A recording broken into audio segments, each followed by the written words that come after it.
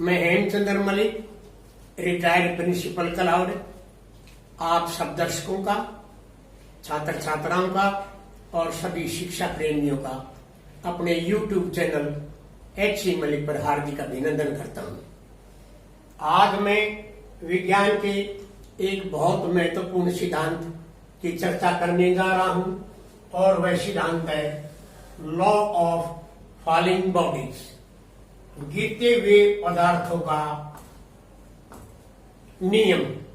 यह सिद्धांत सबसे पहले यूनान के महान दार्शनिक एरिस्टोटल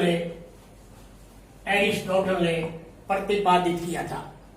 उसके दिमाग में ये भाव आया कि अगर मैं एक समान ऊंचाई से दो भिन्न भिन्न भार के पदार्थ नीचे जमीन पर छोड़ दूं, तो उसने ये कहा अपनी बुद्धि के बल पर कि जो बड़े भार वाला पदार्थ है वो जमीन पर पहले पहुंचेगा और जो छोटे भार वाला पदार्थ है, बड़ा पदार्थ, और ये है छोटा पदार्थ। छोटा पदार्थ तो उसने कहा कि जमीन पर जो बड़ा भार वाला पदार्थ है वो पहले पहुंचेगा और छोटे भार वाला पदार्थ बाद में आएगा। लेकिन इस सिद्धांत को बाद में बड़ा विरोध का सामना करना पड़ा। इसका प्रतिवाद हुआ और इटली के शहर पीसा में एक वैज्ञानिक जन्मा, एक गणितज्ञ जन्मा जिसका नाम था गैलीलियो गैलीली। उसने इस सिद्धांत का विरोध किया और ये कहा कि अरिस्टोटल द्वारा प्रतिपादित ये सिद्धांत ये पूर्णतः गलत है। उसने क्या कहा? उसने ये कहा कि अगर भार कितना भी हो, अगर दो पदार्थ हैं, अगर उनको समान ऊंचाई से गिरा दिया जाए तो वो जमीन पर एक ही साथ पहुंचेंगे। ये गैलीलियो ने कहा। गैलीलियो ने कहा कि अगर बड़ा भार है और छोटे भार वाले पदार्थ को समान ऊंचाई से डाला जाएगा नीचे, तो बड़े भार वाला पदार्थ और छोटे भार वाला पदार्थ दोनों जमीन पर एक साथ पहुंचेंगे। ये उसने कहा था। तो उसने इसमें वैक्यूम शब्द का प्रयोग किया। इसने वैक्यूम का तात्पर्य यह है कि अदर थिंग्स बीइंग इक्वल। तो उसने ये केवल कहा ही नहीं बल्कि सिद्ध करके भी दिखाया। वह जो लीनिंग टावर ऑफ पीसा है उसकी चोटी पर चढ़ गया और वहां से उसने दो भार, एक भारी पत्थर और एक छोटा पत्थर जमीन पर गिराए और लोग ये देखकर आश्चर्यचकित रह गए कि ये दोनों पदार्थ जमीन पर एक ही साथ पड़े हैं। तो इससे ये सिद्ध हो गया कि भार का इससे कोई संबंध नहीं है। तो इसने अपना जो सिद्धांत प्रतिपादित किया वो सिद्धांत ये था। उसने कहा इन ए vacuum all falling bodies would accelerate at the same rate regardless of their size, shape और मास। ये सिद्धांत उसने कहा था। इसमें वैक्यूम होना चाहिए। इन ए वैक्यूम का मतलब है खाली जगह जिसमें कोई अन्य चीज रुकावट ना हो। तो बिना साइज के, बिना शेप के, बिना मास के वो जो पदार्थ हैं वो जमीन पर एक साथ पहुंचेंगे। ये गैलीलियो गैलीली का सिद्धांत था, लॉ ऑफ फॉलिंग बॉडीज। आज तक भी ये सिद्धांत सर्वमान्य है। आइए इस सिद्धांत की कुछ प्रयोग हम करके देखें।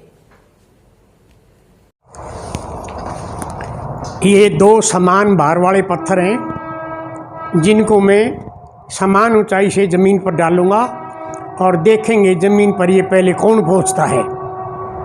1 2 3। हमने देखा कि जमीन पर ये दोनों पत्थर एक ही समय टकराए। दूसरा, ये ज़्यादा भार वाला पत्थर है, ये हल्के भार वाला पत्थर है।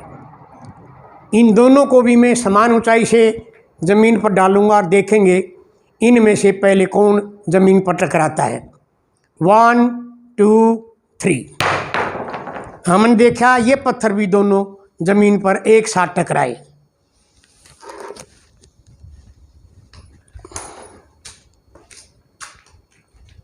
अब हम तीसरा लेते हैं। ये एक स्क्रीव है और ये पत्थर है भारी। इन दोनों को भी हम समान ऊंचाई से ज़मीन पर गिराएंगे और देखेंगे कि पहले कौन ज़मीन से टकराता है। 1 2 3। हमने देखा इनमें भी ये दोनों एक साथ ज़मीन पर टकराए। अब चौथा प्रयोग है। ये एक भारी पत्थर है, एक मोर की पंख है। इनमें भी हम समान ऊंचाई से इन दोनों को ज़मीन पर डालेंगे और देखेंगे कि ज़मीन पर पहले कौन पहुंचता है। 1 2 3। हमने देखा कि पत्थर पहले पहुंच गया और मोर का पंख बाद में पहुंचा। इसका मतलब ये है कि अगर दो समान भार वाली या अलग अलग भारों वाली दो ठोस पदार्थ समान ऊंचाई से वैक्यूम में अगर हम डालें तो वो ज़मीन पर एक ही समय पहुंचेंगे। अब आपने देखा कि पंख जो है वो बाद में गया, क्योंकि पंख की जो मास है वो नेग्लिजिबल है। अगर हम किसी लैब में वैक्यूम में अगर पंख और पत्थर डालेंगे तो उस समय ये दोनों वस्तुएं भी ज़मीन पर एक साथ पहुंचेंगी। तो ये दो फोर्स काम करती हैं यहाँ। एक ग्रेविटेशनल फोर्स काम करती है, एक एयर प्रेशर काम करती है। इसका निष्कर्ष ये है, यदि दो समान भार वाले या अलग अलग भार वाले पदार्थों को हम समान ऊंचाई से ज़मीन पर छोड़ेंगे तो वे दोनों, अगर वैक्यूम है तो वे दोनों ज़मीन पर एक साथ पहुंचेंगे। अब इस संदर्भ में एक कविता की कुछ लाइन सुनिए, देखिए। ओ गैलीलियो, गिरती वस्तुओं का नियम बनाया, सबका एक टेम बताया, छिद करके तने दिखाया,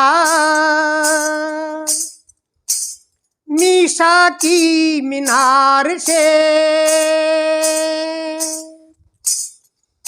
लाभान्वित होगी दुनिया,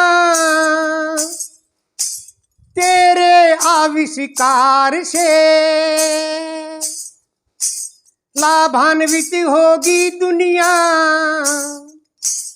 तेरे आविष्कार से। ओ गैलीलियो, अगर आपको ये वीडियो और इसमें अंतर्निहित विचार अच्छे लगे तो इस वीडियो को अधिक से अधिक ग्रुप में शेयर कीजिए और चैनल को सब्सक्राइब ज़रूर कीजिए। आप सबका धन्यवाद, आप सबको शुभकामनाएं।